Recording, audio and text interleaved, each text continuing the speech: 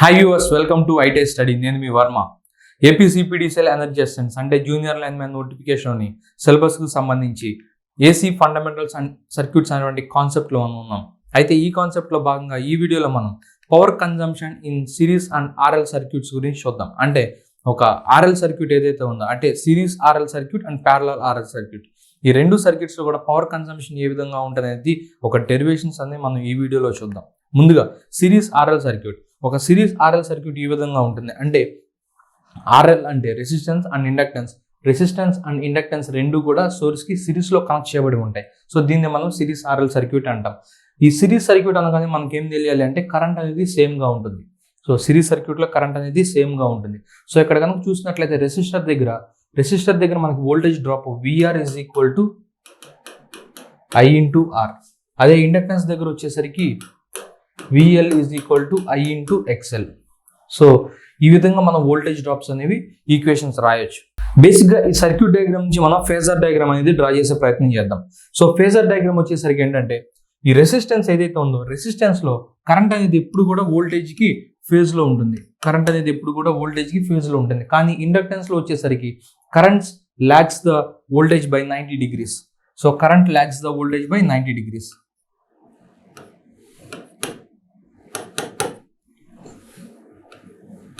So ఈ పాయింట్స్ని ఉపయోగించి మనం ఇక్కడ ఫేజర్ డయాగ్రామ్ని ఈ విధంగా డ్రా చేయొచ్చు. రెసిస్టెన్స్లో వచ్చేసరికి కరెంట్ అనేది వోల్టేజ్కి ఫేజ్లో ఉంటుంది. సో వోల్టేజ్కి ఫేజ్లో ఉంటుంది, విఆర్ అంటాం, లేదంటే రెసిస్టెన్స్ ఆర్. అండ్ అదేవిధంగా ఇండక్టెన్స్లో వచ్చేసరికి ఈ current lags the voltage by 90 degrees behind. So దాన్ని ఈ విధంగా మనం ఇక్కడ ఇండికేట్ చేస్తాం. సో ఎక్స్ఎల్తో డినోట్ చేయొచ్చు. And V is the applied voltage. So ఇక్కడ మనం ఇంపిడెన్స్ తీసుకోవచ్చు. ఓకే, అయితే ఇక్కడ చూడండి ఈ ఫేజర్ డయాగ్రామ్ నుంచి మనం పైథాగరస్ థియరమ్ అప్లై చేసి ఏమని రాయొచ్చు అంటే hypotenuse square is equal to side square plus side square. అంటే applied voltage V square is equal to VR square plus VL square. So VR square అంటే ఇక్కడ మనం ఏమని చెప్పుకుందాం I into R, IR whole square plus VL అంటే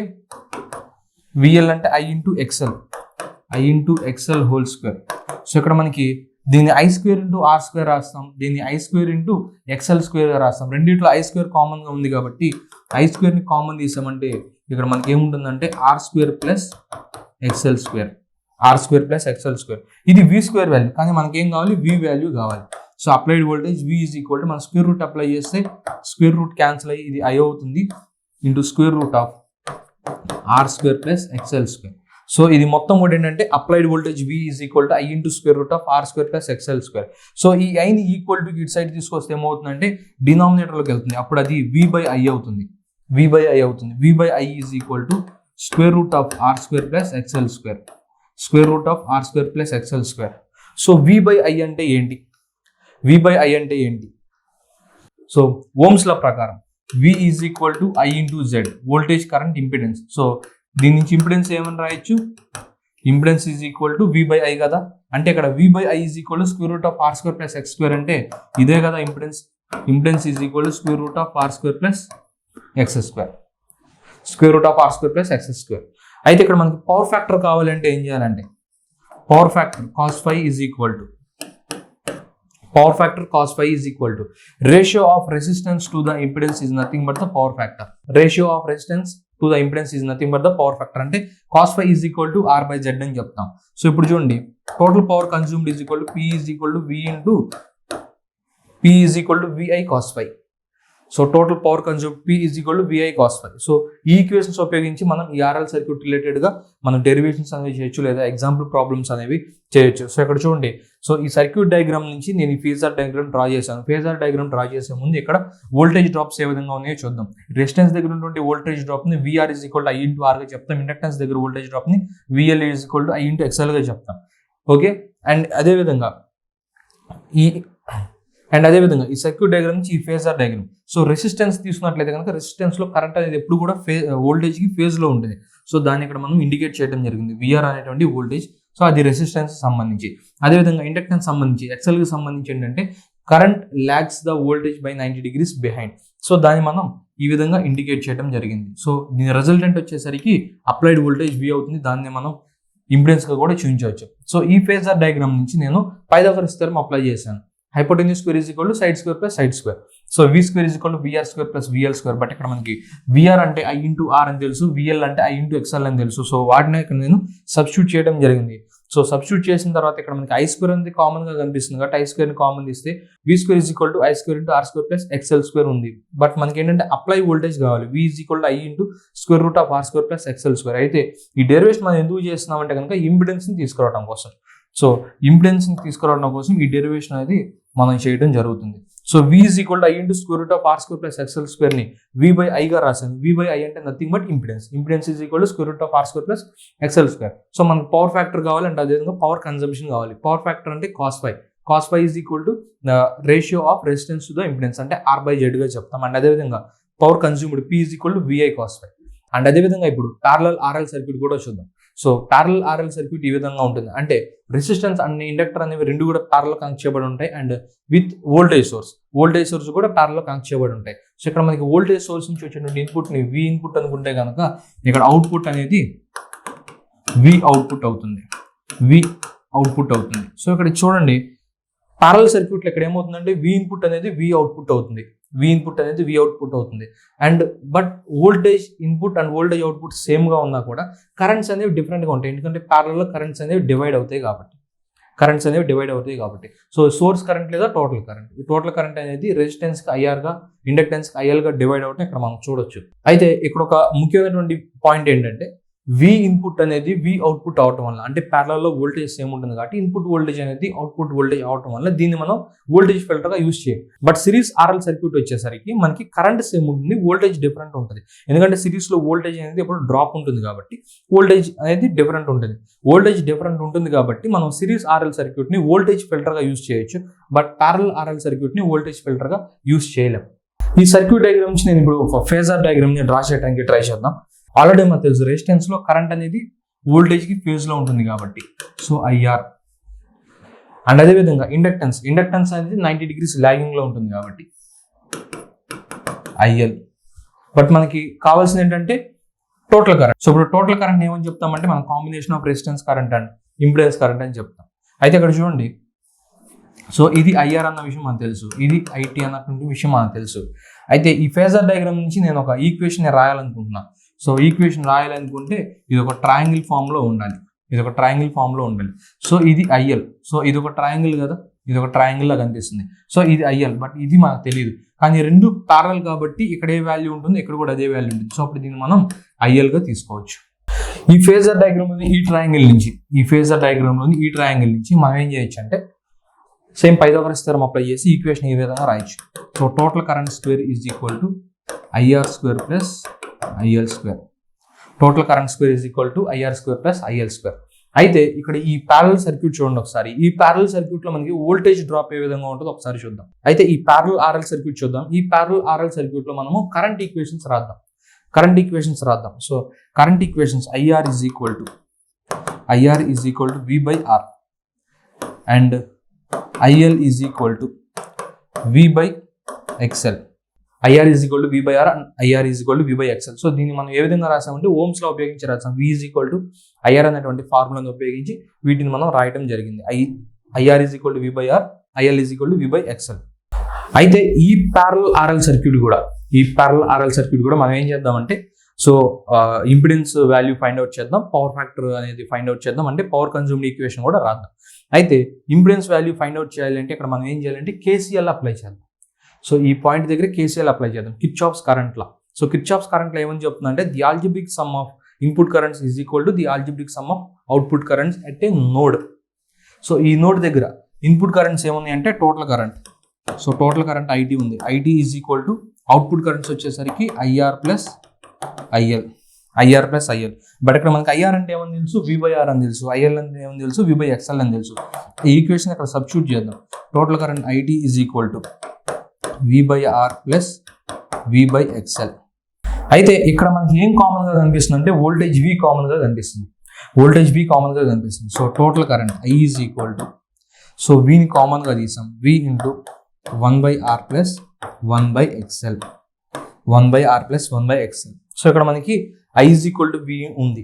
but series RL సర్క్యూట్లో మనకి V/I is equal to something ఉన్నప్పుడు దాన్ని మనం ఇంపిడెన్స్గా తీసుకున్నాం. బట్ ఇక్కడికి వచ్చేసరికి I is equal to V into something ఉంది. దీన్ని మనం ఏ విధంగా రాస్తామంటే I/Vగా రాస్తాం. I/V is equal to 1/R plus 1/XL. I/V అంటే V/I అంటే ఇంపిడెన్స్ అన్న విషయం మనకు తెలుసు. I/V అంటే reciprocal of impedance. Reciprocal of impedance మనం అడ్మిటెన్స్ అని చెప్తాం. అడ్మిటెన్స్ ని Y తో డినోట్ చేస్తాం. So Y is equal to 1/R plus 1/XL అనేది equation.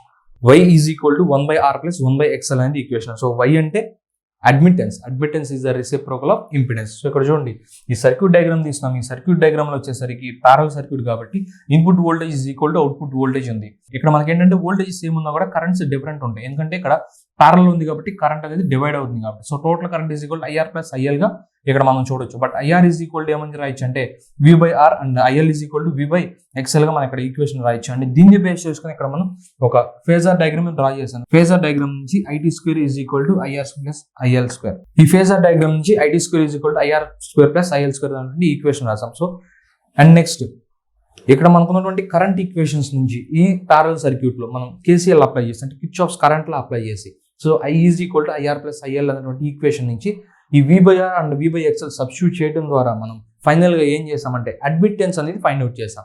Admittance Y is equal to 1/R plus 1/XL. Admittance Y is equal to 1/R plus 1/XL. Admittance అంటే reciprocal of impedance. So అయితే ఇప్పుడు next power factor and power consumption equations ఏ విధంగా రాయాలో ఒకసారి చూద్దాం. Okay, admittance equation మనకి ఏమైనా వచ్చిందంటే Y is equal to 1/R plus 1/XL అని వచ్చింది. బట్ మనకి XL అంటే మనకి ఏమని తెలుసు, 2πfL అని తెలుసు. XL అంటే మనకి ఏమని తెలుసు, 2πfL అని తెలుసు. కానీ 2πf అంటే omega. So XL is equal to మనం ఏమైనా సబ్స్టిట్యూట్ చేయొచ్చు, ωL అని సబ్స్టిట్యూట్ చేయొచ్చు ఇక్కడ. So XL is equal to ωL అని మనం ఇక్కడ సబ్స్టిట్యూట్ చేయొచ్చు. సో ఇప్పుడు చూడండి, Y is equal to 1/R plus 1/ωL. కానీ రియాక్టెన్స్ మనం ఏమని చెప్పుకున్నాం, ఆల్రెడీ ఇట్స్ యూజ్లెస్ కరెంట్ అని చెప్పుకున్నాం. సో రియాక్టెన్స్ అనేది ఇమాజినరీ అని తెలుసు. ఇమాజినరీ అంటే మనం ఏమని చేస్తామంటే జేని పెడతాం.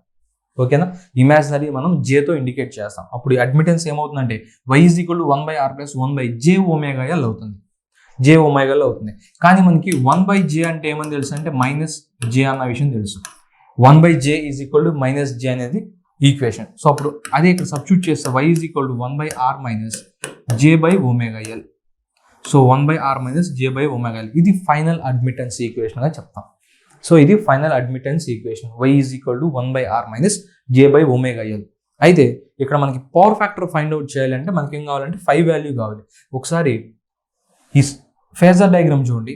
ఈ ఫేజర్ డయాగ్రామ్ లో సో మనం ఇక్కడ యాంగిల్ 5 అనుకుంటున్నాం. ఈ ఫేజర్ డయాగ్రామ్ లో మనకి IR వాల్యూ తెలుసు, IL వాల్యూ తెలుసు. So IR value V/R, IL value V/XL.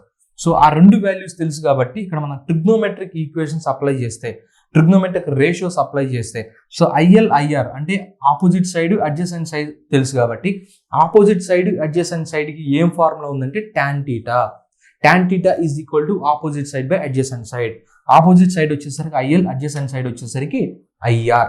So దీన్ని ఉపయోగించి ఇప్పుడు మనం ఏమంటే రాయొచ్చు అంటే tan phi is equal to IL by IR. కానీ IL అంటే మనకి ఏమని తెలుసు, V/XL. IR అంటే V/R. సో ఇక్కడ మనకి ఏమవుతుందంటే VV క్యాన్సిల్ అవుతాయి. This is equal to R/XL అవుతుంది. R/XL.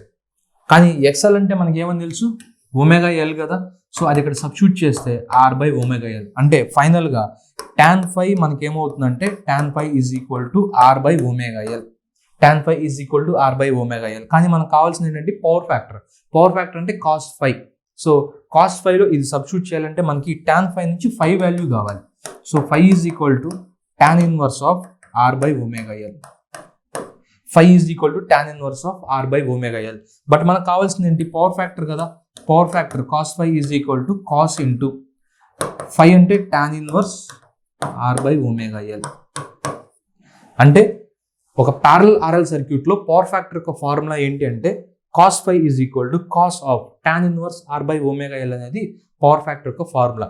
అండ్ అదేవిధంగా ఈ ప్యారలల్ RL సర్క్యూట్ లో మనకి పవర్ కన్జ్యూమ్డ్ ఏ విధంగా వస్తుందంటే P is equal to VI cos phi.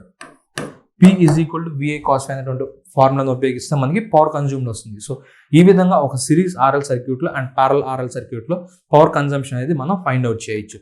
So ఈ AC ఫండమెంటల్స్ అండ్ సర్క్యూట్స్ అనేటువంటి కాన్సెప్ట్ గురించి కంప్లీట్ వీడియో మీకు కావాలంటే ప్లే స్టోర్ నుంచి మా యాప్ని డౌన్లోడ్ చేసుకోండి. అండ్ అదేవిధంగా ఎనర్జీ అసిస్టెన్స్కి సంబంధించి పూర్తి అప్డేట్స్ కోసం మా యూట్యూబ్ ఛానల్ని సబ్స్క్రైబ్ చేయండి. Thank you for watching.